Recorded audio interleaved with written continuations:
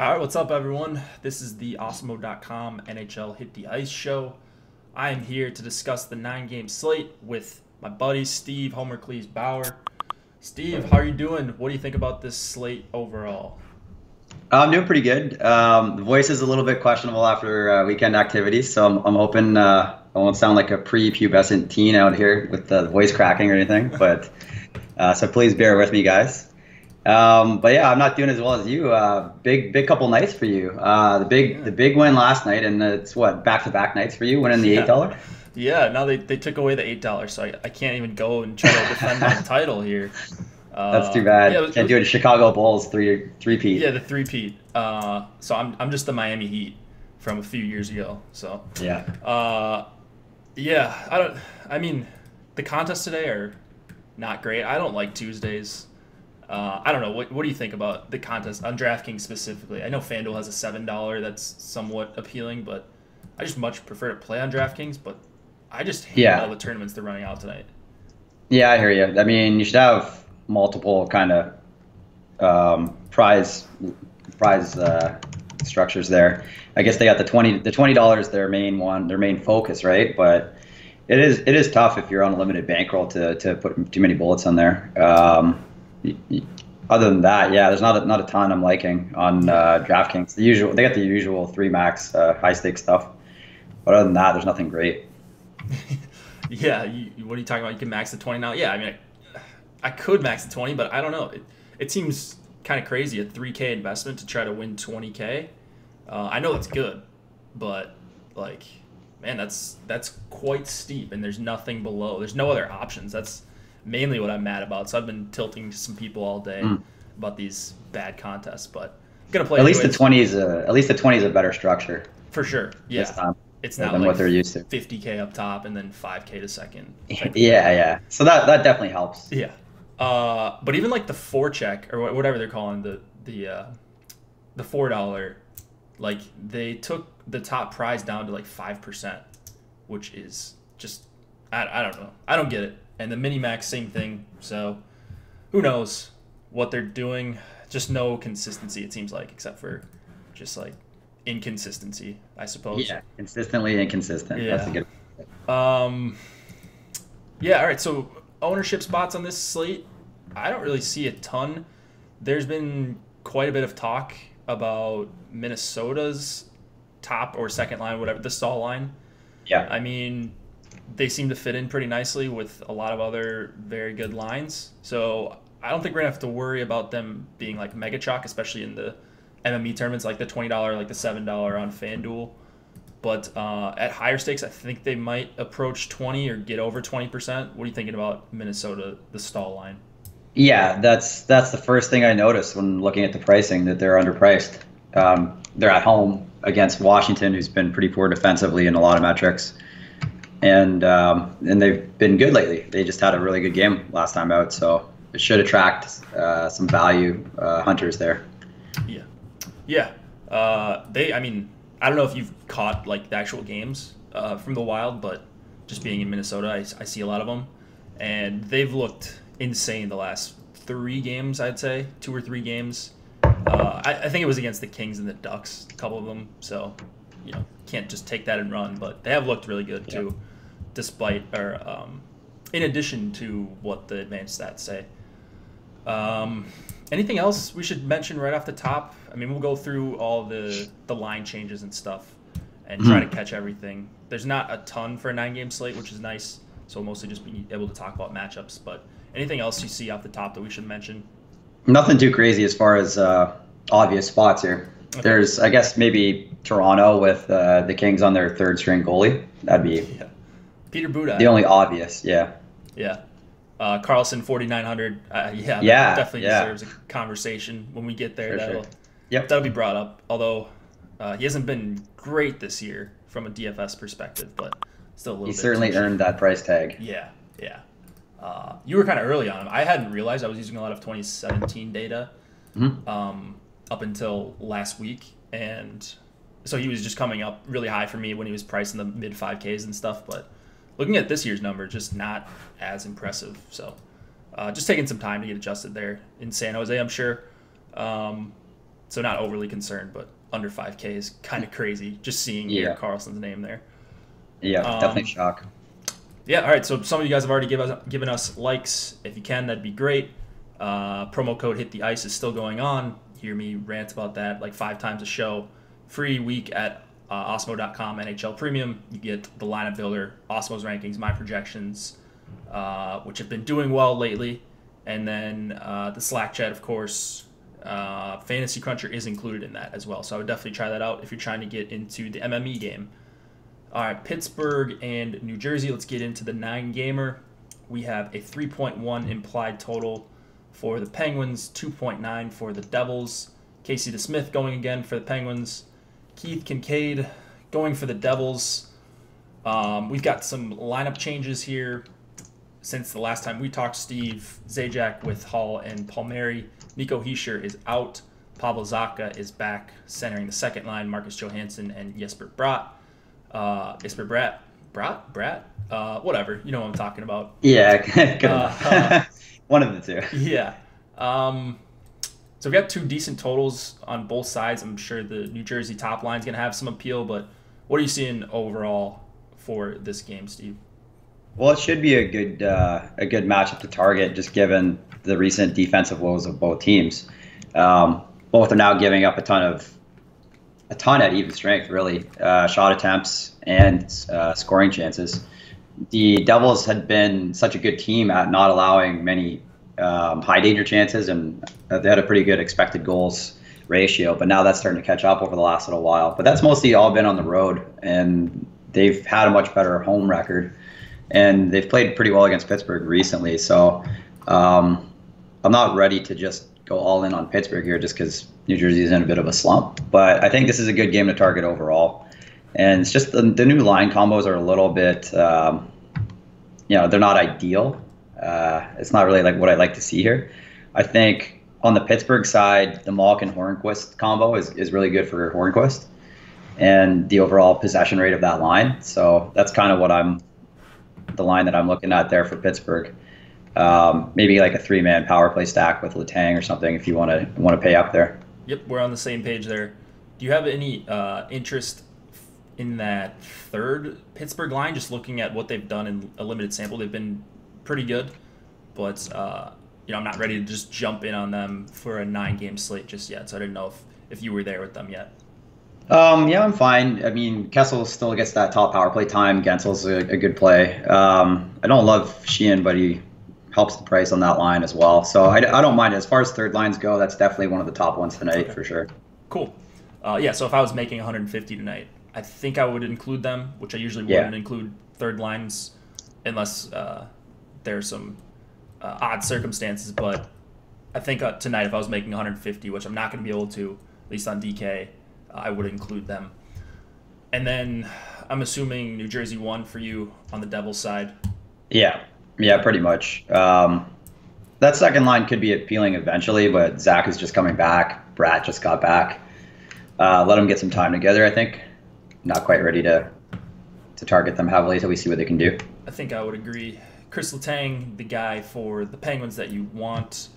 And then, you want Vatanen, I would think. Butcher, again, just a power play correlation guy. If you're going with the top line, you have 4K left over. But I don't really love defensemen outside of Letang here. So I don't know if you've got anything different than that.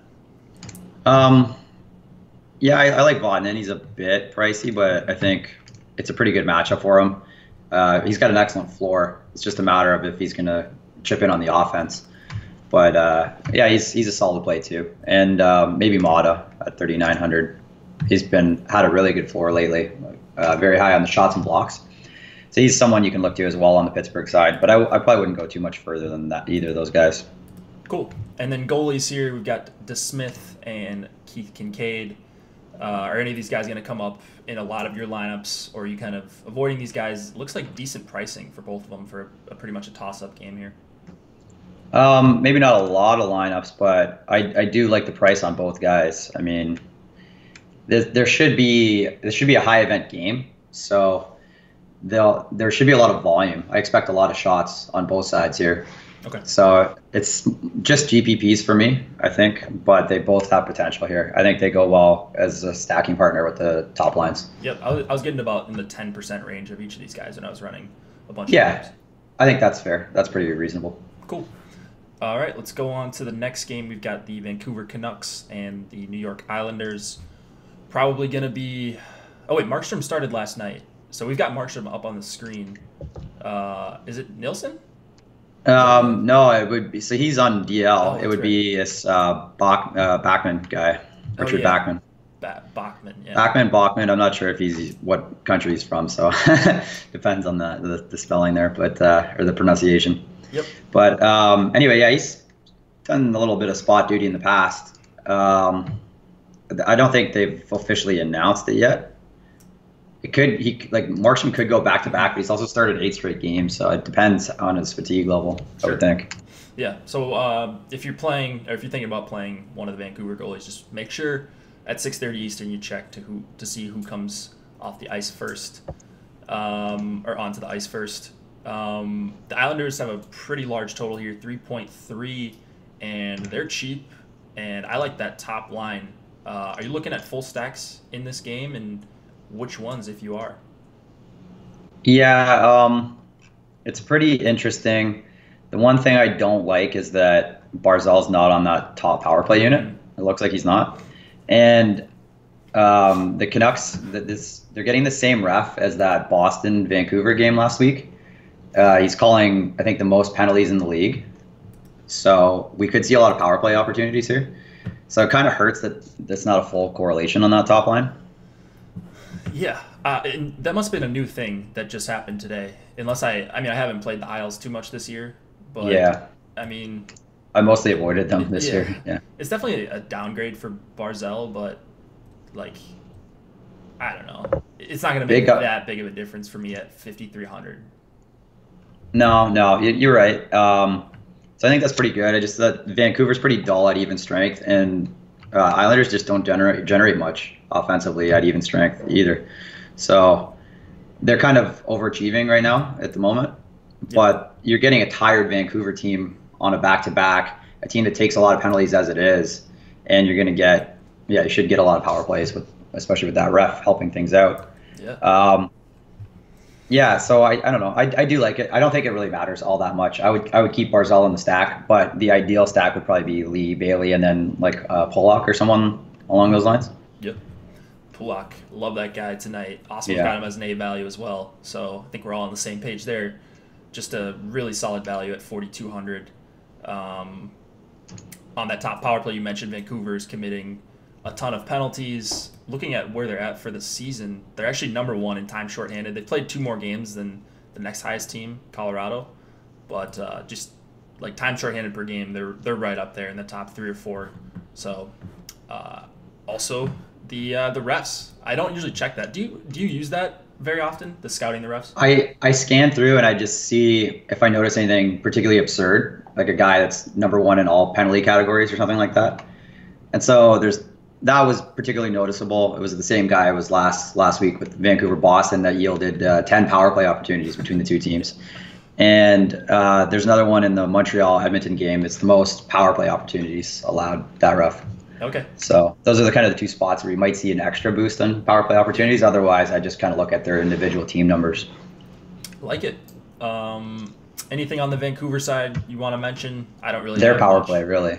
Okay. Yeah. Power play. I think their power play stacks are interesting. Pettersson's way too expensive. 7,700 on DraftKings. He's much more reasonable on FanDuel. He's only, I think, 6,100. It's very similarly priced to Horvat there. So maybe, I don't know, maybe you could do Horvat with, I don't know. Their power play looks pretty gross, like as far as correlation goes. So yeah, that's pretty tough there. I don't think you can really do too much with Vancouver from a stacking perspective. Yeah. So it would just be, I guess, the second line, but Pettersson's so expensive. Yeah, Virtanen was up on that top power play. I think that would make a little bit of a difference for me, but it's just really ugly looking at this on the lineup builder page right here. Like, I think Horvat, Eriksson, and then like a Hutton would be the stack that I would go with, I think, on DraftKings. Okay. Yeah, decently priced there. So, yeah. but not a priority. I mean, but Vancouver, the Islanders are giving up so much defensively. Vancouver, neither team just generates much on offense, though, at even strength. So that's a problem. Okay. And then defenseman here, outside of Pulak, anyone that you want to mention that you've got a strong take on? Maybe block shots could be a thing here if we're talking Hutton. I do like Hutton the best for Vancouver as far as having a decent floor. Pouliot's got that top power play position, but he hasn't really done much lately. So I don't know. Got to keep an eye on. All right. And then Leddy is $700 cheaper than Pulak. Is it still Pulak for you if you can get up to him? Absolutely. Now that Leddy's not the only defenseman on the power play, I think he's pretty easy to ignore. Yeah, agreed. All right, goalies here. Markstrom, if he goes, is 7,100. Greiss, 8K. I don't really like either of those guys. Markstrom would be on the back-to-back. Don't know much about Bachman.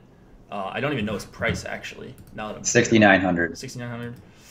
Man. Yeah, so that's pretty nice. I think there's another even cheaper goalie, but I'd have to. Yeah. Udai is 6,700. Yeah, I think that would be the guy I go to. Yeah, if I'm going to punt, I'd rather go there. Maybe I would have Bachman and Vancouver stack. If I had that, I'd allow that, but otherwise I wouldn't have much of him. Okay. Islanders just don't shoot that much, and they're really scoring at a much higher clip. So you're not going to really get a great floor there. Agreed. All right, Florida and Philadelphia. We've got Roberto Luongo going up against Brian Elliott. 2.9 implied total for the Panthers, 3 for the Flyers. And certainly got some things to parse through here. Trocheck, of course, with Huberdeau and Vetrano. They've had some instant success. And then that top line with Hoffman, Dadonov, and Barkov centering those two is also looking like a pretty viable line, but pretty expensive on DraftKings. And then you've got the home team, the Flyers, Couturier, with Giroux and Konechny, of course. And not much after that, besides maybe Voracek. What do you think about this game overall, Steve? It should be a pretty good game. I'd say a pretty wide range of outcomes given the two teams. Both have been pretty hot lately, so at least we get them at a good spot there. Both power plays penalty kills have been pretty poor. The Flyers is kind of backed up by the other stats, like the underlying numbers such as unblocked shot attempts allowed, expected goals against on the penalty kill. That's more indicative of their actual penalty kill ranking. Florida's kind of underachieved, so they're due for a little bit of positive regression on the penalty kill. So yeah, Florida power play is kind of the ideal spot here for me, but it sucks that Yandel is 6,300. Yeah. Yandel's not a guy that I would almost ever get as a one-off at that price, but like it's hard to leave him off if you're trying to do a floor. Like you never want to leave off the power play quarterback. Yeah. Or you want to jam him in if you can. So you mentioned it. It's a good power play spot for the Panthers, especially a 70.5% kill for the Flyers this year. I think they had trouble on the kill last year, if I remember correctly. And, they're shorthanded almost 3.5 times per game. So seems like a pretty nice spot for the Panthers. Is the top line too expensive for you? Yeah, a little. Well, I'll still have some of them, but the second line is much better value, I think. I agree. And, I think there's another line that I like a little bit better than Florida 1 in that price range. So I'm probably more on the second line here, the Trocheck, Huberdeau, and Vetrano line as a full stack.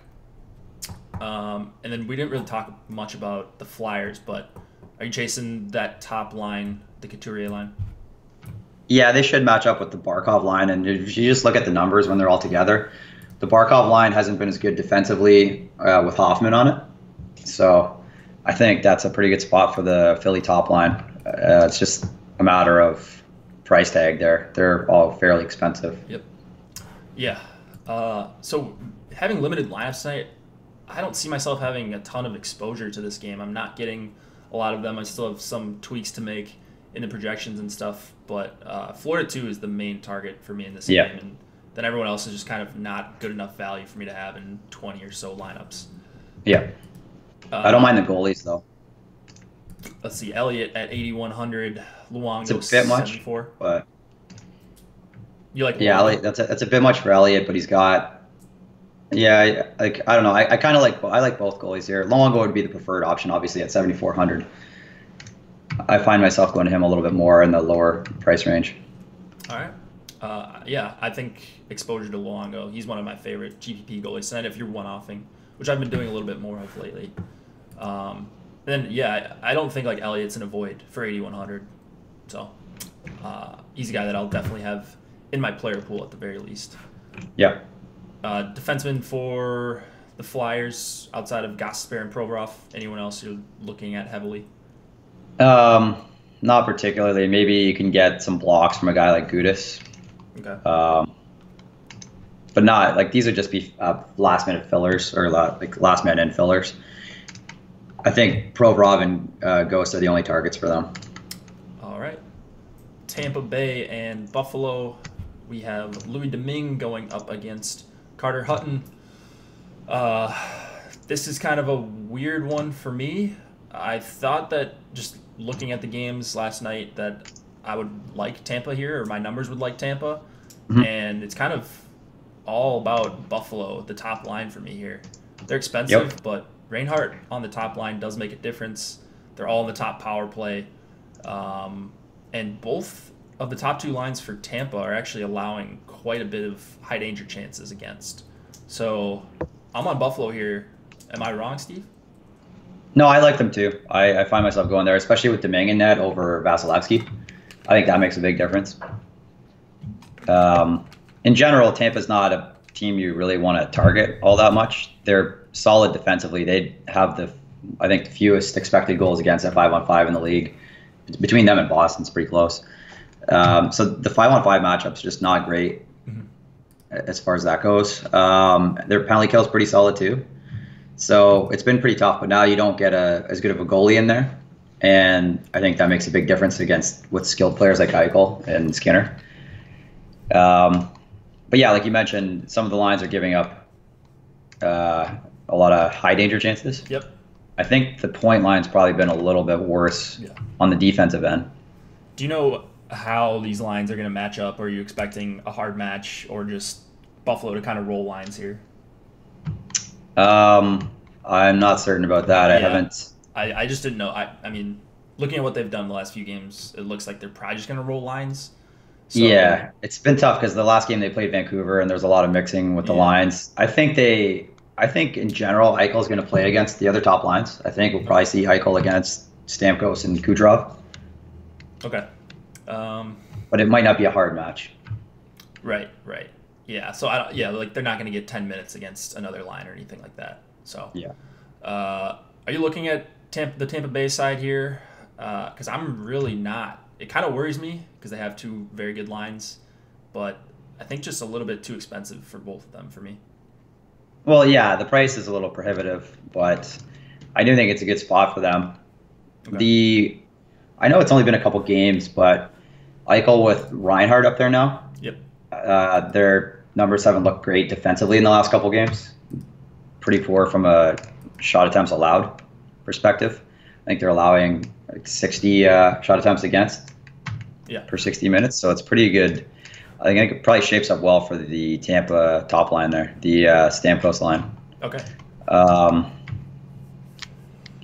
Yeah, it's not. The numbers aren't great defensively with him, but it is only 2-game sample, so it's hard to say. But I would suggest that Eichel's probably not, Reinhardt's not great defensively. Right, you wouldn't expect that line, just how it's like constructed, to be a great defensive line. So. Yeah, Skinner I know is pretty bad defensively from all the data in Carolina. So yeah, I do still like Tampa here. It's just the price. So if you find some nice cheaper lines that you want to play with them, I'm totally cool with playing them. It just the price makes a little bit tougher to go to. All right, defenseman here. Rasmus Ristolainen on that top power play would be the logical guy to have with Buffalo 1 if you're going there. And then Hedman is, if you like that Tampa top line. Got any issues with that? I don't think that's. Yeah. I mean, Yeah, no, that's fine. okay. I like, oh yeah, both guys are good. They're expensive. I don't mind maybe playing Dolan with um, some of Buffalo stacks there at 3,700. It's not too bad. I read a little blurb. He's been pretty good at shot assists per 60 minutes, like so passes that lead to shots. Oh, He's pretty solid numbers for per 60 minutes. So he's the kind of guy that could you might see the points start piling up soon. okay. Yeah, just positive variance goes his way. Yeah.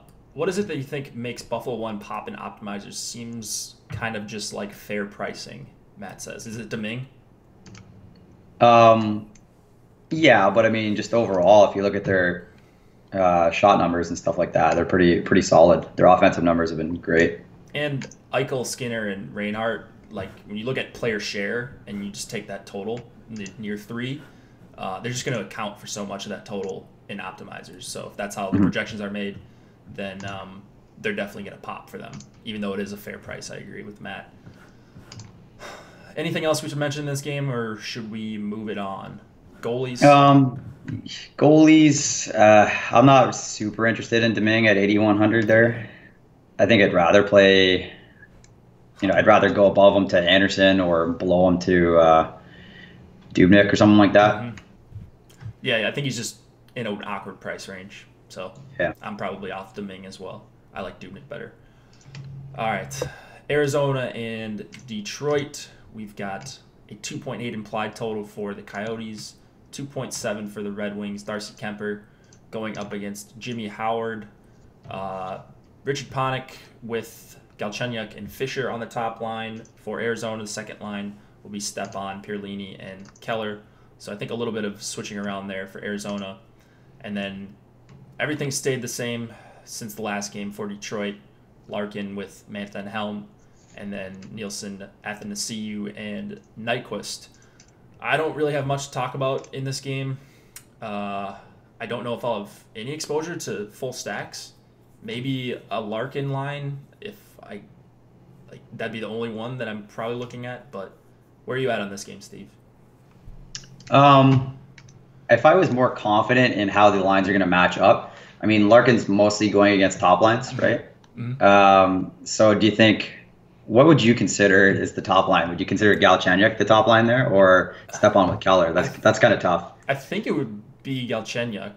Yeah. But now, now no Keller on the line, so it's like. Yeah. I don't know. What do you do? Yeah. So that's the trick. I don't know. I kind of like that second Arizona line, the Stepan Keller, Perlini line, if they consider it that way, because the Detroit second line is much worse defensively. Yep. The Nielsen Athanasiou line. Yep. As far as allowing shot attempts and all that. So I definitely like that. And Perlini's super cheap at 3,200 there. Yeah. And he's got a pretty good shot rate. Yeah. Osmo likes him. B value, 3,200. And with guys that are, 5K and 5,200. So. Yeah. So it's a pretty cheap line overall. It's one of my favorite cheaper lines. But yeah. The matchup could go the other way. You could see them going against Larkin. It's maybe not as good of a matchup because they kind of slow the pace down a little bit for teams. But I think that's a good spot. I think Detroit has got a pretty bad penalty kill as well. Or no, not bad by the actual numbers. Like they're, I think 10th or something like that for penalty kill, but they're allowing the most unblocked shot attempts on the power play. So that's a really good spot for Ekman Larsson. Okay. And just their expected goals against on the penalty kill is pretty bad too. So Ekman Larsson, do you like Chikrin in his return? He's almost 4K. Usually these guys are priced a little bit lower when they're coming back, but he's a guy that I played quite a bit last year. Or Osterley, any of these guys. Arizona always has like 3 or 4 cheap defensemen, it seems like, on DraftKings. Yeah, because they just kind of rotate in and out, right? I do like Chikrin. I don't know about tonight, what kind of minutes we'll see from him. That's kind of tough, but he's 3,900, so that's not too bad. I don't know if he'll see any power play time. I don't think that really makes a big difference. He's kind of a good floor guy, though. Okay. And then, man, I hate the Detroit defenseman. Mike Green is fine if you're going to Larkin and Mantha, just because he is on the top power play with them. But that's really all I got here. No Cronwall for me, despite Osmo having him as an A value. No Jensen, DeKaiser, Cholowski is on that second unit, so that kind of takes away the appeal for me there. Yeah, he's kind of cooled off a little bit too as far as his shots and blocks. He hasn't been as crazy as he was earlier. As soon as Mike Green came back, really that hurt him. Yep. What do you think about A value and A points grade Jimmy Howard? Osmo really likes Jimmy Howard tonight. Yeah, I like that call a lot. I think that's a good call. Arizona should dominate the shot share in this one. They've been really good offensively as far as shot attempts at even strength. Mm-hmm. And Detroit's pretty bad defensively in that regard, so he'll see volume. He's pretty good price, and Arizona just hasn't been scoring all that much. So, while I do like some of the Arizona offense here, I think it makes sense to play Howard as well. And he's 7,200, so that's a great value. Yep, good chance to see 30-plus shots, and he's got a decent shot at the win as well. Washington and Minnesota, we have a 2.8 implied total for the Capitals. Kind of lower than I expected, and then 3.2 for the Wild, so six total here. Wild pretty decent favorites. Phoenix Copley going for the Caps. Devin Dubnyk, of course, going for the Wild. We've got this probably chalky line, Stahl, Zucker, Granlund. They've been awesome together, as they always are. Finally got put back together. Good value on DraftKings. Nothing bad to say about them. Tom Wilson returning for the Capitals, back with Kuznetsov and Ovechkin. At least that's the expectation according to the Capitals beats. And then that'll put Backstrom back with Oshie and Verana. This one definitely has some DFS appeal, Steve. So what are you doing with the Minnesota lines to start out with? Well, the obvious one is the Stahl, Zucker, Granlund at that price is pretty good deal, but they're likely going to be going. They should be popular, right? The higher stakes you go, the more popular they're going to be. Mm-hmm. At lower stakes, I'm totally fine just running them out. They're a strong value, and that's really how you beat lower stakes. Is you just play the best values all the time. Don't worry as much about ownership because it should be more spread out.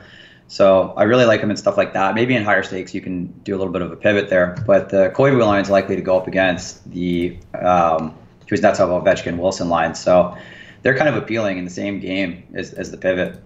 Yeah. So looking at what, let's see if I still have it pulled up. I do still have it pulled up. From last year, Ovechkin, Kuznetsov, Tom Wilson together, 52.5 Corsi 4 percentage. This is 230 minutes, so we've got a very good sample here. Mm-hmm. They're creating 30 scoring chances per 60. They're allowing 26.2 against per 60. Those numbers are fine both ways, creating 12.5 high danger chances, but they're allowing 14.2 per 60, or at least they did last year. So that's a line you can definitely attack. Mm-hmm. And Koivu, Parise, Niederreiter, I think at the very least they're a decent pivot off of Stahl, Zucker, Granlund if you're expecting that line to have a ton of ownership, maybe in some higher stakes stuff. If you're getting up into the high stakes 3 max or something like that, take a shot on Minnesota, the Koivu line. I don't want to say Minnesota 1 or 2 because they're pretty much interchangeable. Pretty even. No, I love that. Yeah, I think that's a great approach. Yeah, and then Tom Wilson back could see an increase in Capitals penalties. He's been known to take a few here and there.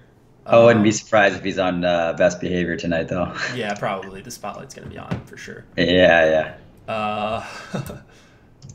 Defensemen, the Wild have a bunch of them. You can consider Suter, Dumba, skate together at even strength, but different power plays. At least that's how they're listed.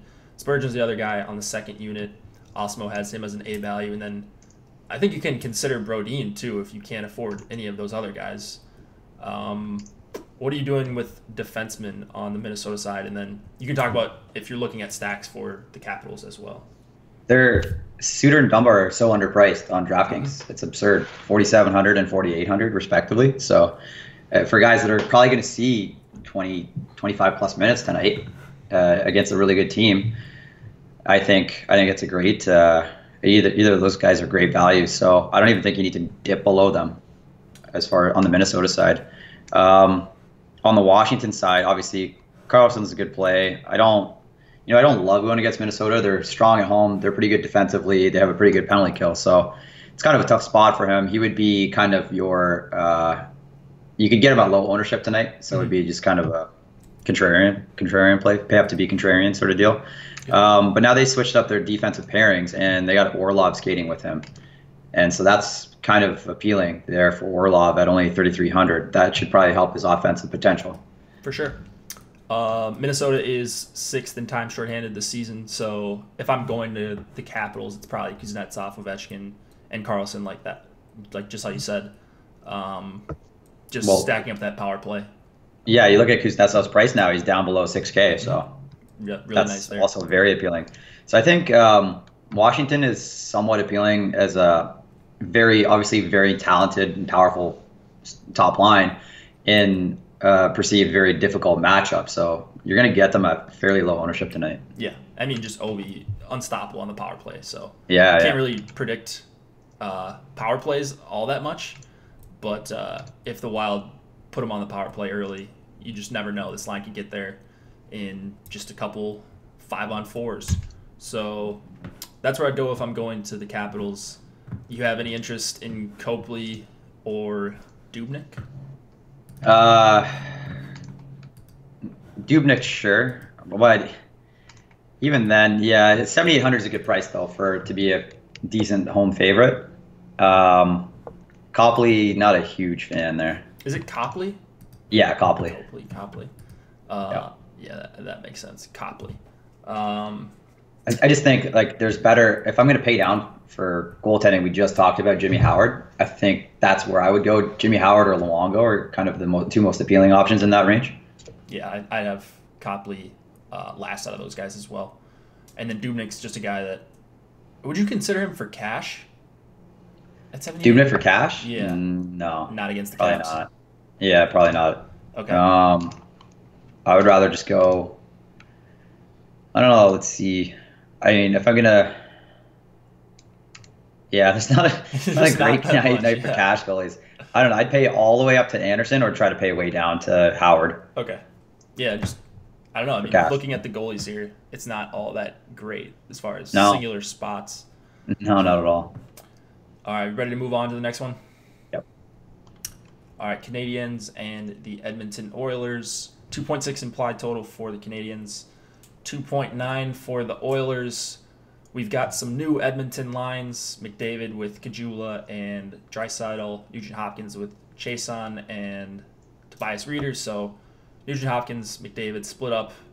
Have they been losing a bunch of games? Why did they make this big change? They lost 4 straight games, so they had to do that.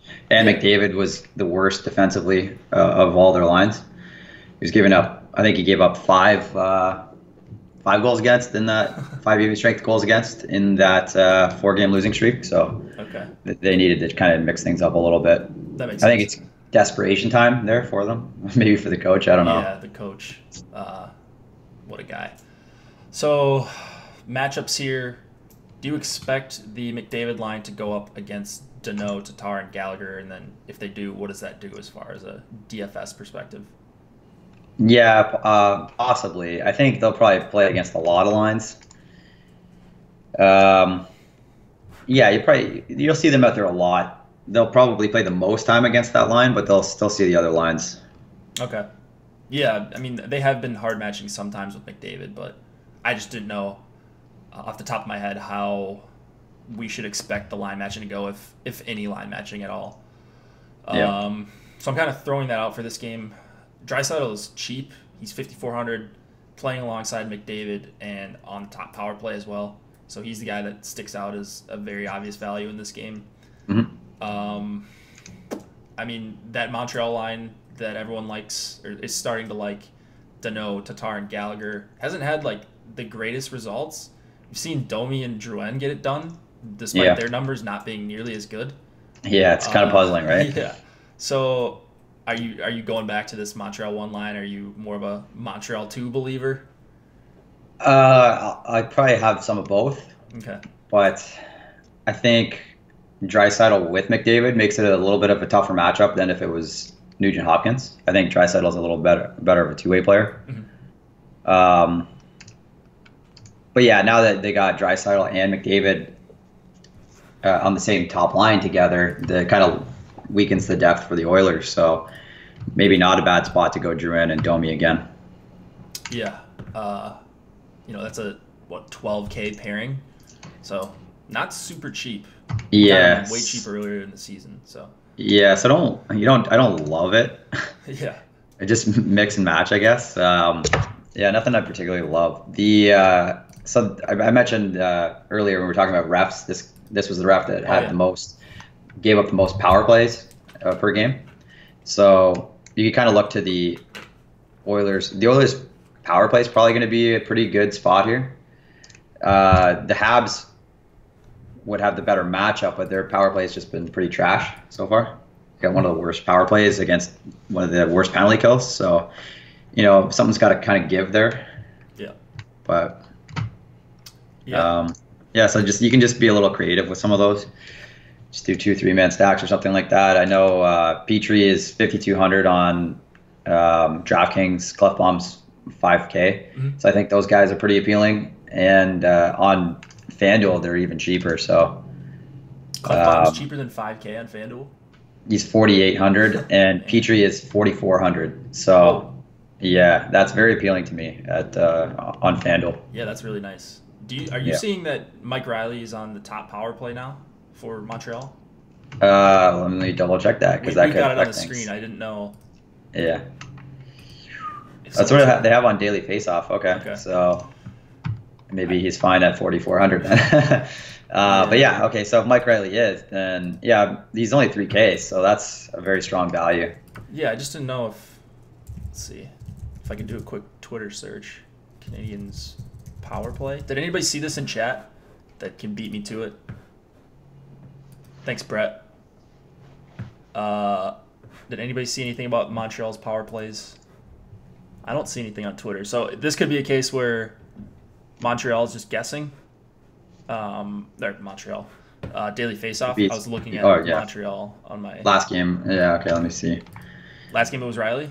Okay. Who did they play last game? Vegas against Montreal. And it was Riley last game, yeah. Okay. Interesting.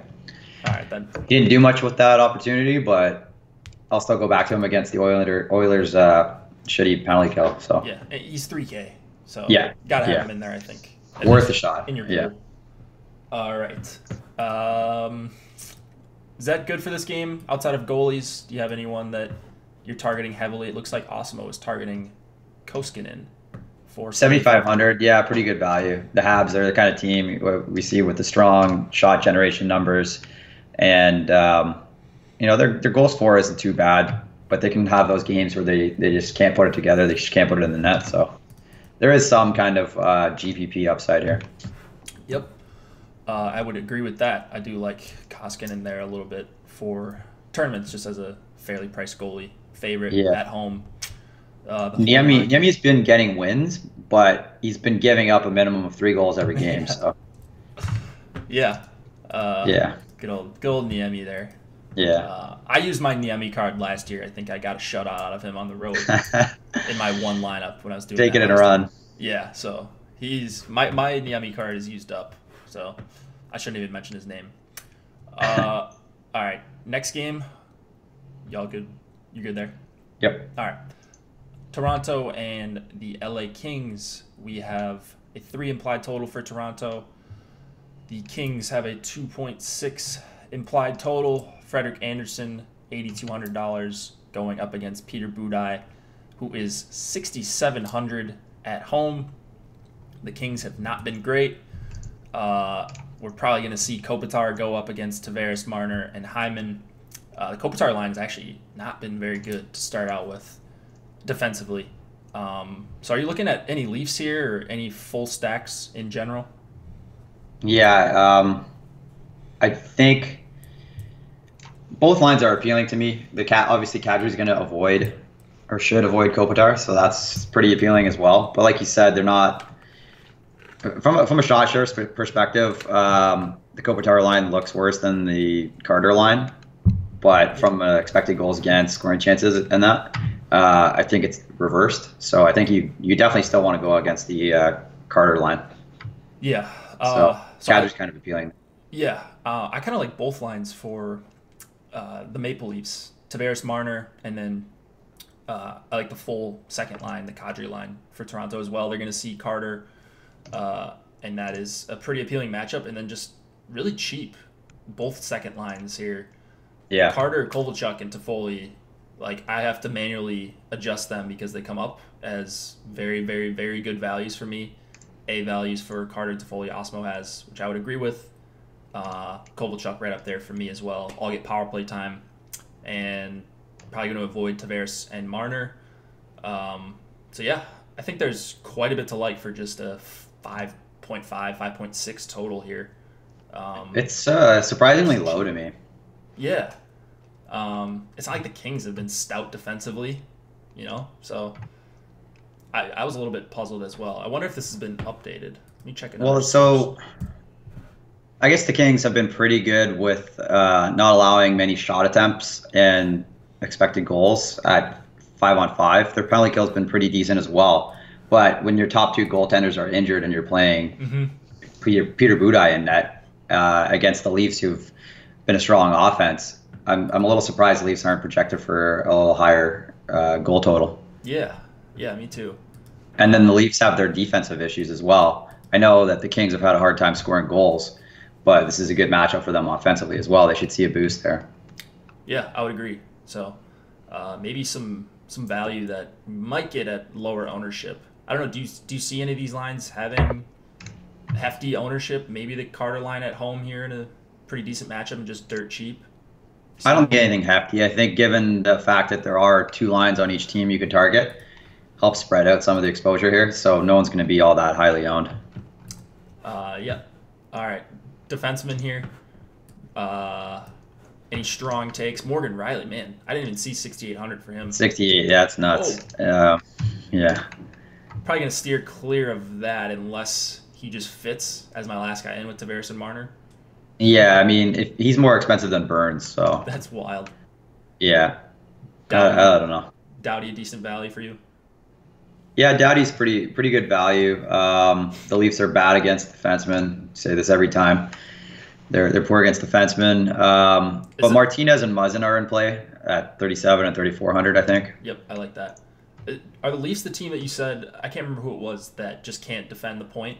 Yeah, that's mainly the Leafs. Okay. Just from watching them really closely, it's embarrassing every time you see them. They're pretty bad at home. I find they've been pretty good on the road so far this year in their games, but yeah, it's just watching the highlights and stuff. Every goal starts from a point shot or something. So they can just bomb it away, Yeah, pretty much. They just let them walk right in. They let the defenseman come all the way into the slot almost. It's hilarious. All right then. Maybe I need to give a bit of a boost based on the eye test. Nothing crazy, just because of how LA's having a hard time scoring goals, but yeah, just maybe a mental boost. Just don't shy away if they pop up. Yeah, like Muzzin and Martinez come up a little bit for me, so I'm right there with you. Maybe don't need to shy away from them as much as I was before. All right, goalies here. Anderson is 8,200. You said he might be a cash target for you, and then Budaj just dirt cheap. I mean, maybe pulls out a win here, and he's 6,700. So you're almost never going to see a goalie lower priced than that. So he's going to be in my pool. I may end up with a share or two of him out of 20 lineups, but that's about it. Yeah, I like that a lot. I mean, 6,700 home favorite, or actually I don't know if they're favorites, but anyway, they're at home. Yeah, I like that a lot, especially with no Matthews. So, you only have to shut down one or two lines, so it's not as difficult of a task there. And Anderson's been one of the best goalies in the league. Mm-hmm. Kings are having a hard time scoring goals. So, all right. Easy. Let's see. We got a couple of comments in chat. I don't want to miss anything. We forgot the TJ Oshie homecoming game. Yeah. He's from Minnesota. Whatever. That's a narrative thing. I'm gonna be at that game actually. Forgot to mention that. So nice. Definitely got to get some Minnesota exposure. But that's a good game to hit up. Yeah. Stanley Cup champs coming to town. Yeah, should be absolutely packed. So yeah, should be a fun night. All right, we've got last game on the night: Predators and Sharks. 2.6 implied total for the Preds. 3 flat for the Sharks. Big news here is Logan Couture is a game time decision, which really sucks. I guess there's two ways to look at it. You're probably not going to get a ton of ownership on San Jose's second line, but if Couture can't play, that would be pretty unfortunate. I think it's a pretty good spot for San Jose. Nashville on the road back-to-back after losing to the Ducks last night. Well, losing to John Gibson last night. Yeah. I mean, I'm really all over the Sharks. Did you watch that game, by the way? Did you? No, I didn't see that one, but I caught a couple of the highlights after the fact. Yeah, Gibson. I mean, I was watching it just because it was the last game of the night, and I was sweating. Yeah. But yeah, Gibson was. I saw his save on Johansson in the crease there. That was unreal. He's so good, man. Like he's just gonna pull out so many, like a handful of games that the Ducks have no business winning, and that was probably one of them. Yep. Yeah, that's why he's always in play. Yeah. They get peppered, and he can stand on his head. They had like 9 shots in overtime. Yeah. The Preds did. They were on a power play, and he was just stopping everything. All right, so this game, are you on anything on Nashville's side? They're pretty cheap looking at their pricing again, both the top 2 lines, and then which of the San Jose lines do you prefer if Couture plays? Couture line if he plays. Just their numbers are so strong. It's 66 shot attempts 4 per 60, and that's on Corsica, which tends to underestimate compared to natural stat trick. Natural stat trick, yeah. So that's very strong, and I think I like to go back to the tourist line on Nashville if I'm going there. So cheap. Yeah, they're cheap. They're playing well. Yeah, nothing else I can really say about that. San Jose gives up a decent amount of scoring chances, so I like that. All right, they've priced up Roman Josi a little bit on the Nashville side, 6,500. I think he's still in play. Subban left the game for a little while last night, then came back. Yeah. So it looks like he should be okay, but he just hasn't been producing that well this season. So kind of off of him until I see something from him, similar to what we were saying about Carlson. What do you do with the Carlson-Burns conundrum now that we've got quite the pricing discrepancy? Yeah, I mean, obviously, I still like Burns. He's priced that way for a reason. He's been delivering. Now Carlson's down to 4,900. I'll have to take a closer look at him, but just betting on talent at that price tag, I think he's worth play alone for that. I'll have to dig in a little bit more to his individual game to just see kind of what's going on there with him. But I think he'll eventually come along, and while his price is down here, I don't mind taking some shots on him until he can figure it out. He does have the occasional decent game as far as shot volume goes. His minutes have been somewhat inconsistent, though, lately. He'll pop off for high 20s in minutes, but then he's got a couple games in there where he's got 20 minutes. He played 18 and a half last game against Calgary, 23 against St. Louis the game before that. So I'm not really sure what's going on there. I know they trust like Braun at the end of the games to like close it out.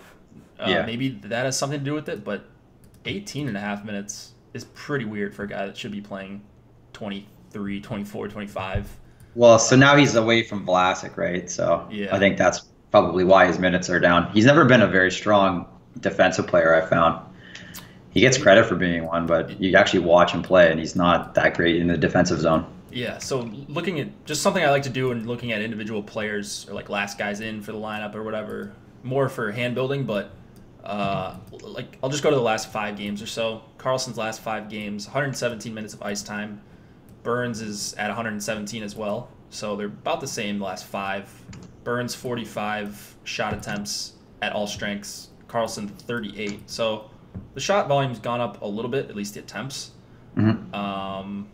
I don't know. I mean, I don't see anything crazy with him. But yeah, it does hurt a little bit that he's not with Vlasic anymore, so maybe sees a little bit of a decrease in minutes, but just so cheap where I'm going to have some Carlson for sure. He's just too good. Bet on talent play, I agree.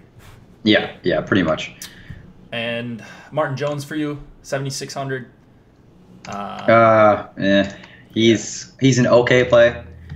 I don't love him, but yeah, he's okay. Okay, I'll just stay with mediocre play. That's exactly where I'm at as well. Yeah. And then we don't know yet who's going for Nashville.